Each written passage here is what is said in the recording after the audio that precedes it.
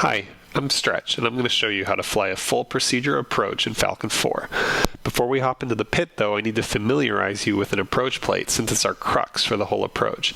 This will take about 5 minutes, so don't fall asleep. This is an approach chart. Approach charts are published procedures that allow aircraft to make an approach to a runway in low visibility. This is the chart for the ILS approach to runway 34 right at Choongwon Airbase in South Korea.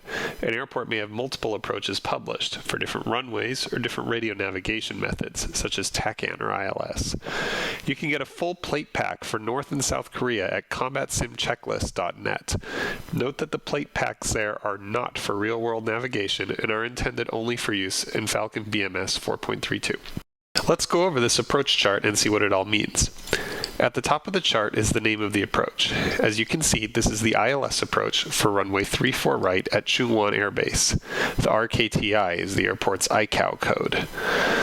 The approach name is a helpful guide to the equipment you need functioning in your F-16 in order to shoot the approach. If you don't have a working ILS receiver in your jet, pick a different approach. The next row down is a list of important frequencies. You would scan this row to ensure your jet's avionics are all configured for the approach. First is the channel for a TACAN station located at the airbase. Next is the tower frequency, both UHF and VHF.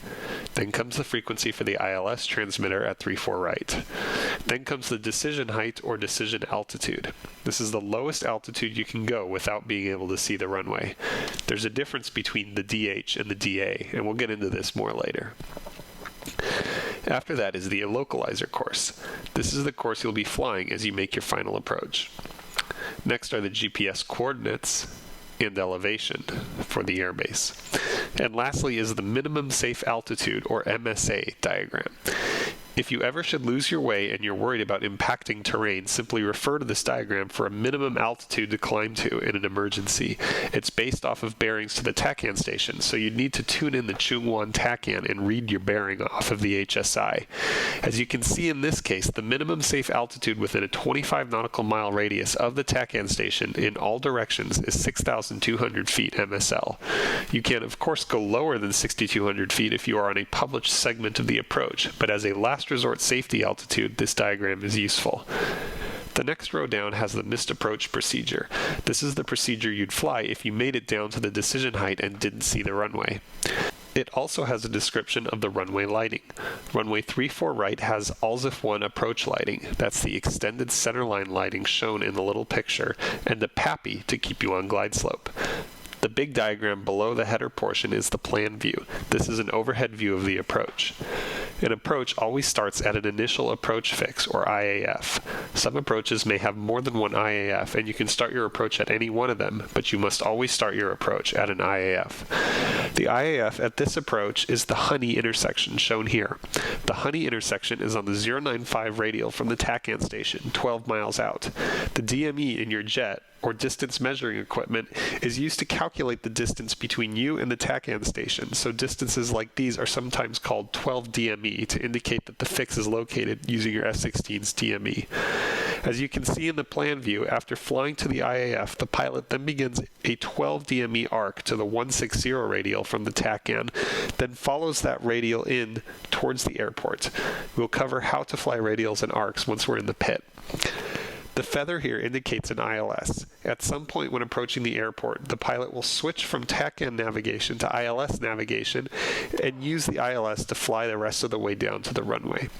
If the pilot fails to see the runway, he will climb straight ahead to 3 DME out, then make a right turn to heading 145. From there, he will intercept the 095 radial from the TACAN, fly back to Honey intersection, and hold there. We'll cover the missed approach and the hold once we're in the pit. Below the plan view is the profile view. Whereas the plan view shows you where you're going to be flying your jet, the profile view shows you the altitudes you must maintain, or to be more precise, the altitudes you cannot go below. You can usually be higher than the minimum altitude unless the chart specifically says otherwise, but of course there's no point in being much higher if you intend to eventually touch your wheels to the ground. Each step of the plan view is represented as a vertical line in the profile view, traveling right to left. The first step, Honey intersection, requires us to be at or above 7,000 feet MSL. Once we start our DME arc, we can drop down to 4,000 feet. And once we've completed our DME arc, we can descend to 3,000 feet, then 2,000 feet at DME 9 from the runway. At DME 6, the ILS glide slope line intercepts the 2,000-foot line. The chart is telling us that if we fly at 2,000 feet, we will intercept the ILS glide slope at around 6 DME from the TACAN station. The final approach fix, or FAF, is the moment you intercept the ILS. At the final approach fix, we switch from TACAN guidance to ILS guidance, and then we follow the ILS in the rest of the way. Some airports have an outer marker beacon which will audibly alert you when you cross the FAF. When your jet detects the beacon, it will sound a low-pitched beeping to warn you that you're crossing the FAF. So how low can we go now? Once you've crossed the FAF, you can descend down to the decision height. To find the decision height, look to the right of the profile view in the minimum section. As you can see here, for the ILS approach, our decision height is 842 feet MSL, or 200 feet AGL.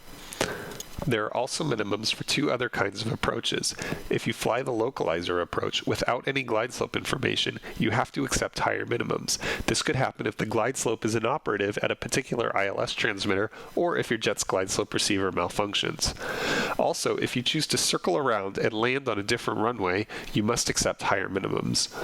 Lastly, there are some notes here. If the airport lighting is temporarily inoperative, you must increase visibility minimums. So, let's say you've flown a perfect approach and descended to 842 feet. It's time to pick your head up and look outside. What do you need to see? In order to legally continue and land, you must have the following by the time you reach the decision height. You must be able to see either the runway or the runway environment, such as runway lights. You must be able to see at least up to the visibility requirements, in this case 800 meters. You must be in a position to land without making excessive corrections.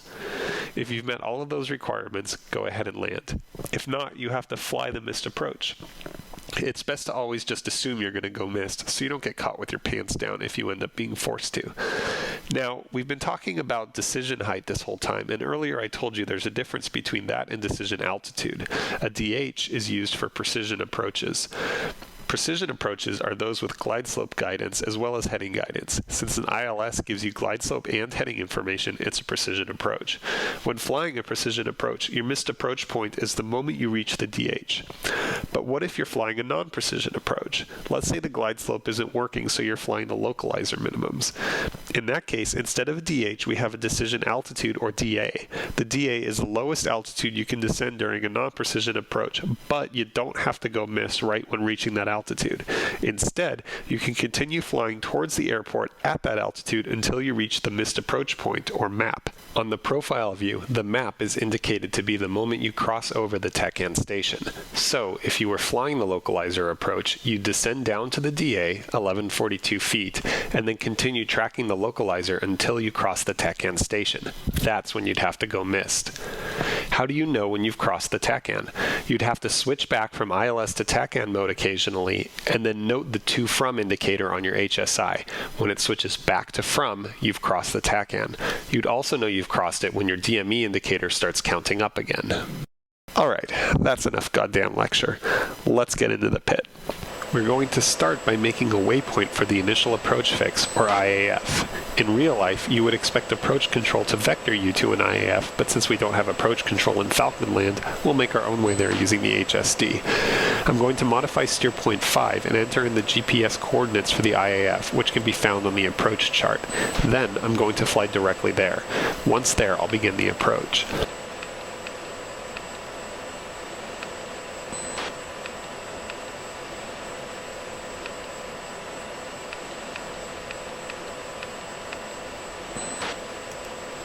The key to instrument flying is to always stay ahead of the airplane.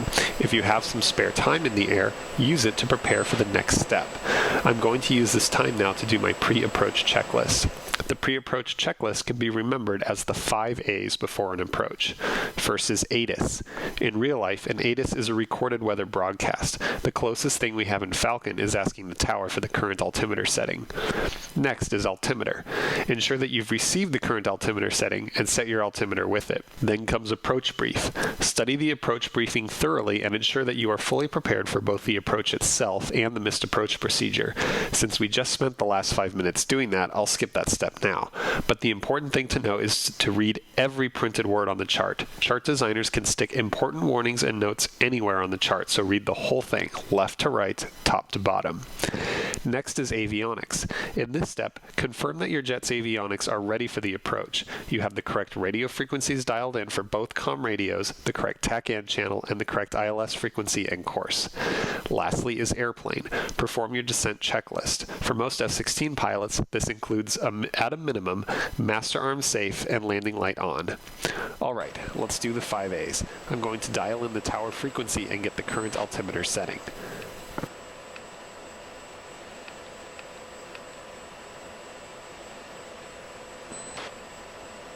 Cowboy 1-1, copy. Cowboy 1, Chongju approach 2903. Now I'm going to set my altimeter accordingly.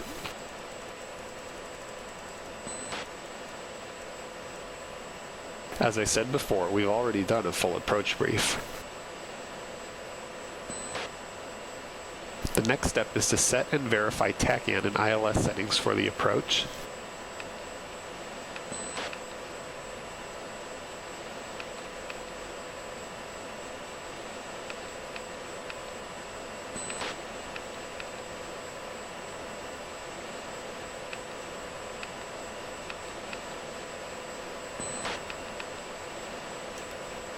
Lastly is the descent checklist. The master arm is already safe and the landing light is already on. Once you descend into the clouds, go heads down. We'll now use the backup flight instruments for the remainder of our approach. To review the backup instruments, this is the airspeed indicator. Right now we're going just above 350 knots indicated. This is the altimeter. We're at 7,300 feet MSL. This is the attitude indicator. It shows us straight and level with the horizon. This is the vertical speed indicator, or VSI. We're in a 2,500 foot per minute descent. This is the horizontal situation indicator, or HSI. It shows us heading 150 degrees. This small triangle here is the direction to the current waypoint. If we follow it in, we'll fly to the IAF. Once we're heads down, the most important part of any IFR flying is your scan. A scan helps you resist the temptation to fixate on any one instrument. You should always keep your eyes moving from instrument to instrument. If one of them is off, like say you notice you're below the desired altitude, rather than stare at it trying to fix it, make a correction and keep your eyes moving. The next time your eyes come to that instrument, check how well your correction worked and correct again if necessary. The attitude indicator is the most important instrument and should always be the center point of every scan. Check the attitude indicator in between every other instrument. What other instruments you check in your scan depend on what's important to you at a particular stage of the approach, but never leave the attitude indicator out of your scan. We've reached 7,000 feet now, which is the altitude for the first segment of the approach, so we'll level off and maintain this altitude by including the altimeter and the VSI in our scan. We've also got the HSI in our scan so we can stay on course towards the waypoint. In IFR conditions, every turn is made at standard rate. A standard rate turn is 360 degrees in 2 minutes, 180 degrees in 1 minute, or 3 degrees every second. The real F-16 has a turn rate indicator that can tell you if you are in a standard rate turn or not, but unfortunately it's not functional in BMS. Instead, we'll do some math. We'll calculate the angle of bank we need to maintain a standard rate turn. Take your airspeed, drop the last digit, and add 5. This is the angle of bank you need to accomplish a standard rate turn at that speed. You can measure your angle of bank using the attitude indicator. Each of the tick marks here is 10 degrees of bank. What this means is that at 250 knots, you need 30 degrees of bank for a standard rate turn. Banks beyond 30 degrees are not allowed in IFR flying, which gives us a speed limit. We should be at or below 250 knots once we're in the clouds. To that end, I'm slowing the jet down now. As I slow the jet down, I include the airspeed indicator in my scan, but I do not stare at it waiting for it to reach 250. Instead, I check it periodically along with the other instruments of my scan. Now I'm going to prepare for the next portion of the approach. We'll fly a DME arc from the 095 radial to the 160 radial of the Choongwon TACAN. To prepare, I'll dial the first radial, 095, into the HSI. I'll cover the arc itself once we get started. Now that the DME shows us close to the IAF, it's time to start the arc. I'll switch to TACAN mode and turn right to a heading perpendicular to the 095 radial. The arrow of the HSI points in the direction of the radial. The course deviation indicator, or CDI, shows me how many degrees left or right I am of the radial I've chosen. We want to fly the arc south, so I'll point generally south, but perpendicular to the radial. As I cross the radial, I'll increase the course by another 10 degrees and adjust my heading to be perpendicular to the next radial. I repeat this until we reach the 160 radial. The arc is a 12 DME arc, so I'll watch the DME indicator. If I go above 12 DME, I will tighten my turn inwards to decrease my distance. If I go below 12 DME, I'll widen my turn outwards. I'm not staring at the HSI. I'm checking it occasionally along with the other instruments of my scan.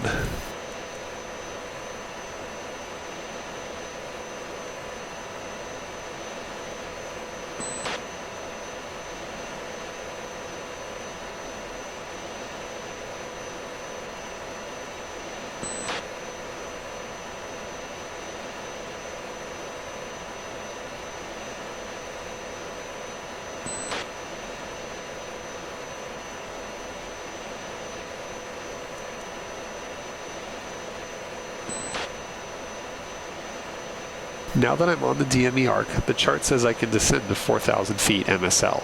I'll do that now.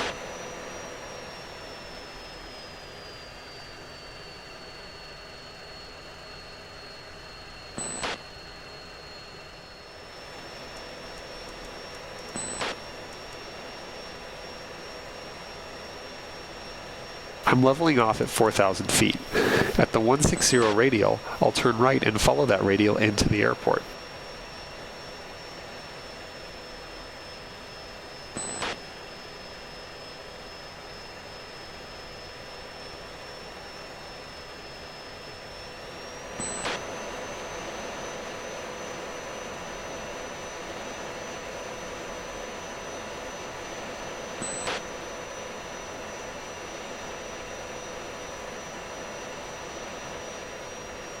I've intercepted the 160 radial now, and I'm tracking it towards the airport. I can descend to 3,000 feet MSL.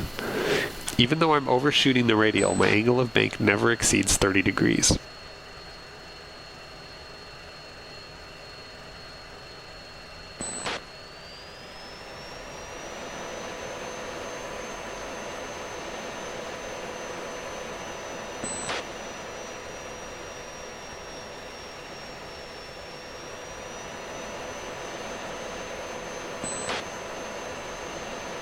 At 9 DME, I'm cleared down to 2,000 feet, so I just keep descending.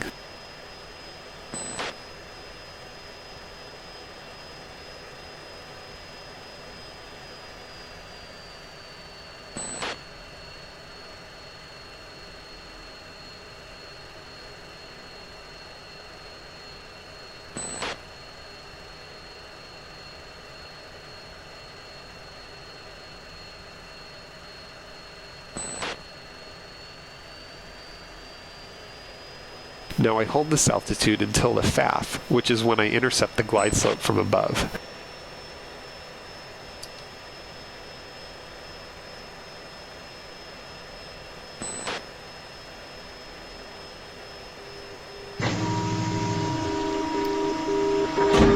You can hear the marker beacon warning me that I'm at the FAF, so I do my pre-landing checklist. Gear down, radar to standby, and I follow the ILS in the rest of the way. The ILS needles are tricky to follow. The key is small corrections, especially as you get close. Turn only a few degrees left or right to correct your course. Pick a correction and hold it. Don't chase the needles.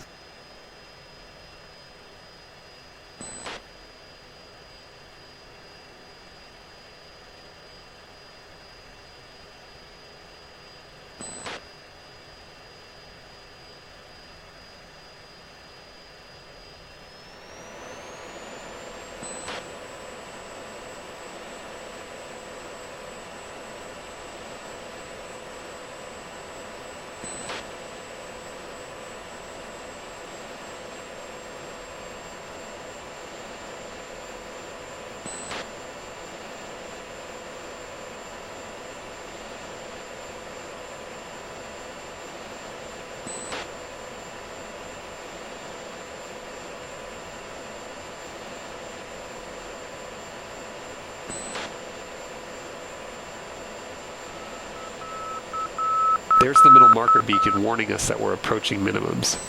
842 feet, let's go heads up. As you can see, we've got the runway in plain sight, and visibility is certainly better than 800 meters. We're a little left of course, but definitely in a position to land. However, in the interest of this tutorial, I'm going to go missed anyway. I've already memorized the first steps of the missed approach and prepared myself for it, and I'm not caught surprised.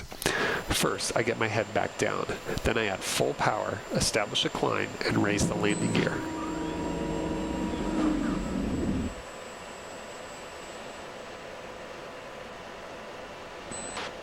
I resume TACAN navigation. We're done with the ILS portion of this approach. The first part of the mist is to climb straight ahead to 3 DME, so let's do that. We're climbing back up to Angel 7.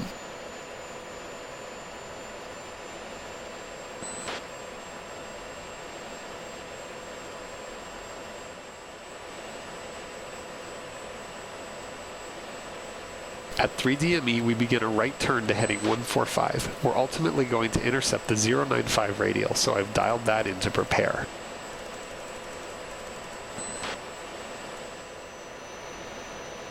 I'll also set the heading bug to 145 as a reminder to fly that heading.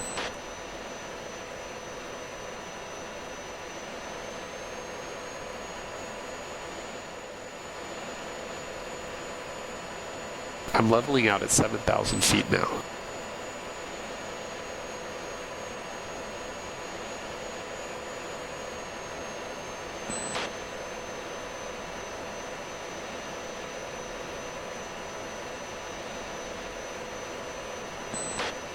Now that I'm at heading 145, I'll simply wait for the intercept.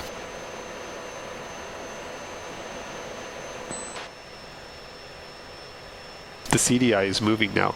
I'll follow it onto the radial arrow. This is called a lubber line intercept, since you turn to keep your lubber line on the CDI until you're on course.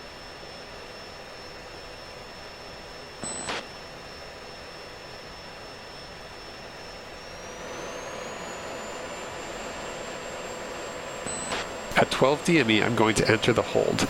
Let's pause and talk about holds. A hold is a way for planes to burn fuel without going anywhere. They all follow a racetrack pattern. Holds have 2 legs. The inbound leg is where you are tracking a radial inbound to a fix where the hold is anchored. Once you cross that fix, you turn 180 degrees to the outbound leg. You fly a heading on the outbound leg. You don't track a fix. You fly outbound for a certain distance and then turn back inbound again. There are 3 ways to enter a hold, and which one you use depends on the angle between your current heading and the inbound heading of the hold and the direction of turns. A standard hold is right turns, so let's cover that first. Imagine the inbound portion of the hold is a 6 o'clock on a clock. If you are entering from the 4 o'clock to the 10 o'clock sector, you would fly a direct entry. A direct entry is the easiest. You just fly to the fix and then start your turn to the outbound portion. If you are arriving from the 12 o'clock to the 4 o'clock sector, you would fly a parallel entry. In a parallel entry, you fly over the fix, then fly outbound alongside the inbound fix for the length of the leg, then turn onto the inbound fix. Your initial turn would be to the left, whereas the rest of the turns in your hold are to the right. If you are arriving from the 10 o'clock to the 12 o'clock sector, you would fly a teardrop entry. In a teardrop entry, you fly over the fix, then fly in the outbound direction less 30 degrees for 1 minute, then turn onto the inbound portion. Your initial turn in this case is the same direction as the hold. Now, if your hold is left turns, you have to flip this chart over. Now the parallel sector is 8 o'clock to 12 o'clock with a right turn for left turns, and the teardrop sector is 12 o'clock to 2 o'clock with a left turn for left turns. A direct entry remains the same as it involves no additional turns. In our case, our heading to the fix is 095, and the inbound heading for the fix is 275, which puts it right on the line between teardrop and parallel. Let's fly the parallel entry. We'll continue flying 095 degrees for the length of the hold, 5 miles in this case, then make a left turn onto the inbound portion of the hold. We'll make right turns thereafter. The legs of the hold are between 12 DME and 17 DME according to the chart, so we'll fly out to 17 DME, then begin our left turn.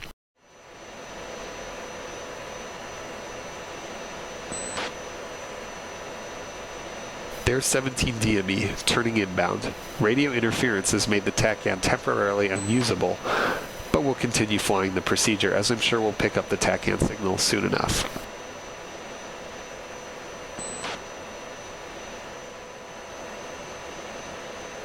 There it is.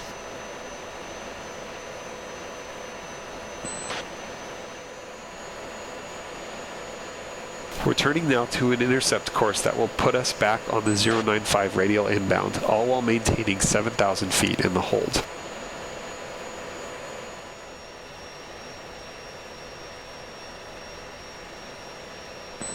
The CDI isn't moving, but the DME shows that we're nearing the 12 DME fix. If we cross that fix, we'll have to turn outbound whether or not we've intercepted the inbound course. Looks like the intercept would have happened just a little too late. Let's turn the full 180 degrees around to our outbound heading now. So what's the point of a hold? Every missed approach procedure ends in a hold. This gives the pilot a chance to evaluate his options. Should I try a different approach into this airport, one with lower minimums? Should I divert to an alternate? Should I wait in the hold for weather to get better?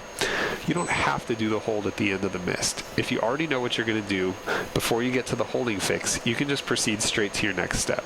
I'm just showing you what a hold looks like.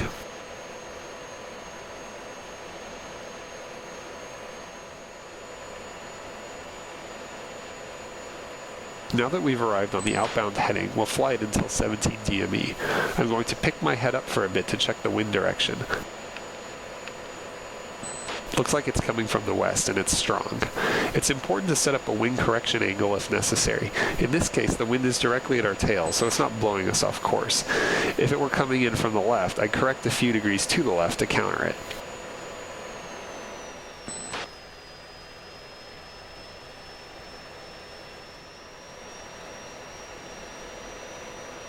"17 DME, let's turn inbound." Ideally, the CDI would center right as we arrived on the inbound heading.